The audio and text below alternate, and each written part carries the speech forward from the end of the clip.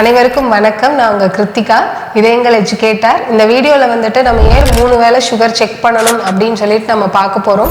ஏன்னா நிறைய குழந்தைங்க வந்துட்டு ஒரு வேளை பார்த்தா போதும், வாரத்துக்கு ஒரு வாட்டி பார்க்குறாங்க.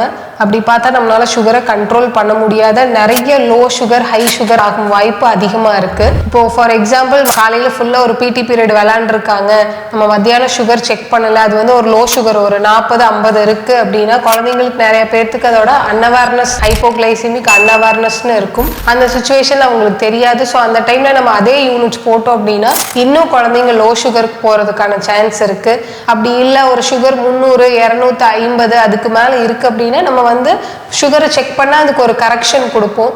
அதனால 3 வேளை சுகர் செக் பண்ண வேண்டியது மேண்டட்டரி. ஸோ 3 வேளை சுகர் கண்டிப்பாக செக் பண்ணணும். செக் பண்ணாதான் நம்ம நிறைய லோ சுகர் ஹை சுகர் வந்து குழந்தைங்களுக்கு ஆகிறத தவிர்க்க முடியும். அப்போ தான் நம்மளோட HbA1c குட் ஹெல்த்தி HbA1c 7 நம்ம மெயின்டைன் பண்ண முடியும். தேங்க்யூ.